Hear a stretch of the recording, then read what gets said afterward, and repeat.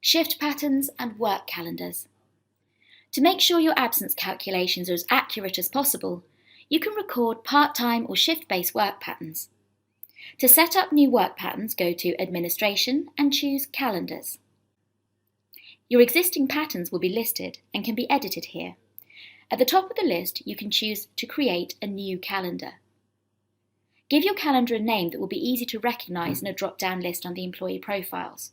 You might want to use something descriptive, like office hours, or Monday to Tuesday 8 hours and Thursday 3 hours. Next, select a start date for your work pattern. Make sure the start date falls on the correct day of the week when the shift pattern starts. The start date should be backdated if this pattern needs to apply to absences that took place in the past. In my case, I need to choose a Monday, and I will go back 12 months. You have an option to indicate if the employee normally gets bank holidays off or if these are working days. If the worker follows a fixed pattern, choose Shift Pattern Calendar. Specify how many days the employee works and how many days off he or she gets in between. For example, my pattern is Monday, Tuesday and Thursday, so I'll start with 2 days on, 1 day off. My length of shift is 8 hours. If you're not sure about the length of shift, you can use the start and end times to calculate it. So far, we've got to Wednesday in the working week.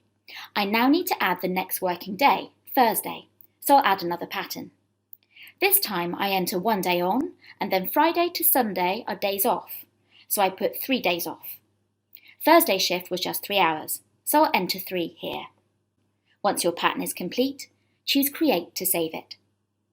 To apply the new calendar to employees, I can select it in the calendar list here and apply it to all employees in specific departments. I can also make a note of the calendar ID and use a file upload to update work patterns via the employee list export, which is available from the Employees tab.